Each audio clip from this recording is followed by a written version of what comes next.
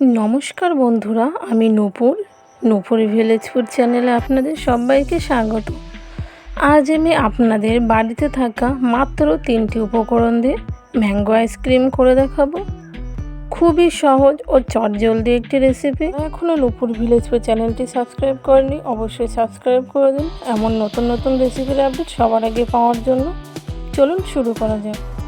আমি আমগুলোকে খুব সুন্দর করে ধুয়ে নিয়েছি। এবার আমের খোসাগুলোকে আমি ছাড়িয়ে নিচ্ছি।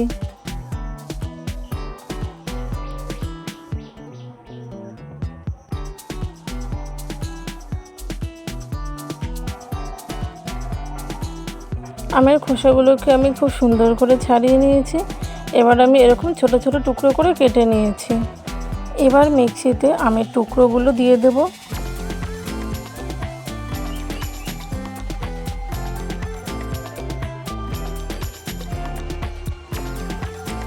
আমের টুকরোগুলো দিয়ে আমি দিয়ে দেবো 1 চামচ চিনি আর দেবো 1 চামচ আমলের গুঁড়ো দুধ।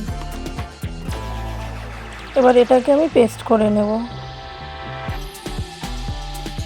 পেস্ট করে নিয়েছি। এবার আমের মিশ্রণটাকে আমি বের করে নিচ্ছি। এইভাবে সব আমগুলোকে আমি পেস্ট করে নিয়েছি, একটা বাটিতে নিয়ে নিয়েছি। বাকি যে আমের পেস্টটা মিক্সিতে লেগে আছে সেটা আমি নিয়ে নিলাম। বাটিটাকে ঝাঁকিয়ে আমের পেস্টটাকে একটু সমান করে নিচ্ছি। এবার আমি একটা পলিথিন পেপার দিয়ে এটাকে বেঁধে নেব। আপনাদের কাছে ফয়েল পেপার থাকলে অবশ্যই ফয়েল পেপার দিয়ে এভাবে আটকে নেবেন, নয়তো আমটা ভালো করে বসবে না। আমি এখানে একটা গার্ডার দিয়ে খুব সুন্দর করে টাইট করে বেঁধে দেব।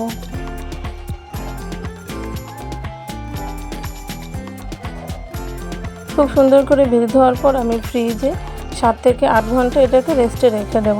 7 থেকে 8 ঘন্টা পরে বের করে নিয়েছি। কত সুন্দর বেরিয়ে গেছে আর কালারটাও কি সুন্দর এসছে। আমি ক্যামেরাটা অন করার আগেই বাড়ির বাচ্চারা এটা কেটে কেটে নিয়ে গেছে, তাদের এত পছন্দ হয়েছে। আপনারাও অবশ্যই বাড়িতে এইভাবে একবার করবেন, দেখবেন সবার খুব বেশি ভালো লাগবে। এবার আমি বাকি অংশটুকু কেটে নিচ্ছি। খুবই সহজ এবং খুব তাড়াতাড়ি হয়ে যায় এই ম্যাঙ্গো আইসক্রিমটা। এখন আমি উপর থেকে একটু আমন্ড আর একটু কাজু বাদাম গুঁড়ো আর কুচি করে দিয়ে দেবো। আপনাদের এই ছোটো ভিডিওটা আজকে কেমন লাগলো অবশ্যই আমাকে কমেন্ট করে জানাবেন। ভালো লাগলে একটা লাইক করবেন, বন্ধুদের সঙ্গে শেয়ার করবেন। যারা এখনও নূপুর ভিলেজ ফুড চ্যানেলটি সাবস্ক্রাইব করেননি অবশ্যই সাবস্ক্রাইব করে অন নোটিফিকেশন অন করে রাখুন, যাতে আমি যখনই কোনো নতুন রেসিপির আপডেট দেবো আপনি তো সবার আগে পেয়ে যান। সবাই খুব বেশি ভালো থাকবেন। টাটা।